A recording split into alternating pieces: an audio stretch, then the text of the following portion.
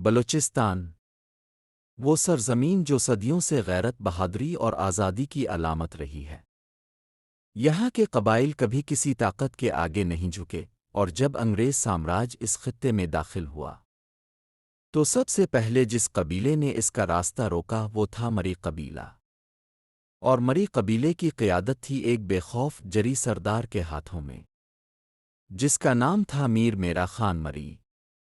1840 کے بعد انگریزوں نے افغانستان پر قبضے کے لیے بلوچستان کا راستہ اختیار کیا۔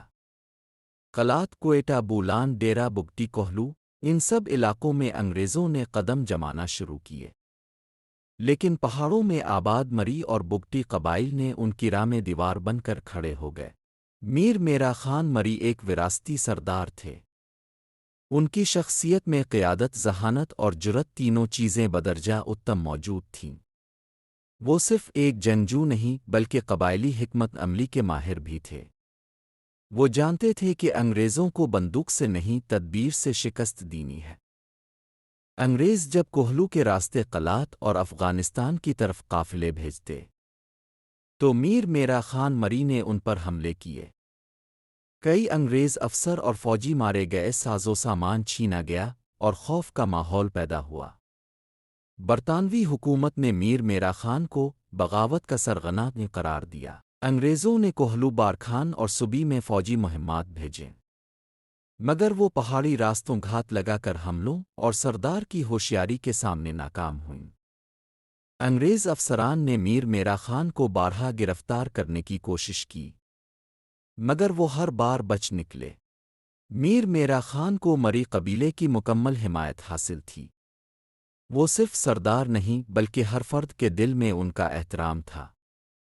ہر مرد، عورت اور بچہ ان کے اشارے کا منتظر ہوتا، اور جب سردار کہتا سب میدان میں آ جاتے۔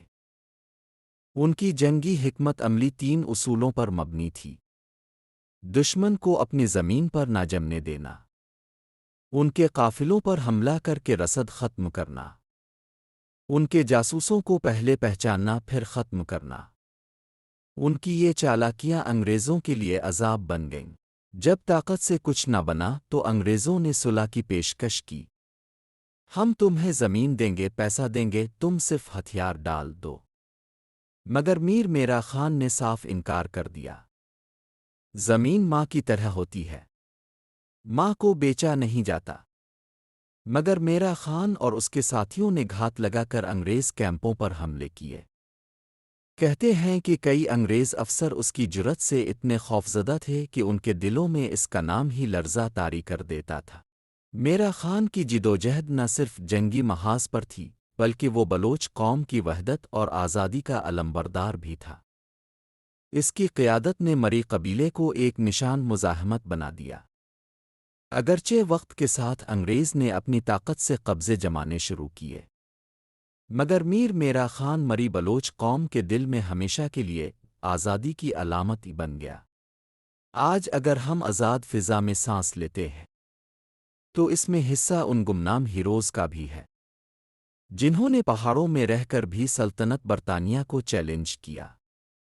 میر میرا خان مری، تمہاری بہادری تاریخ کا فخر ہے۔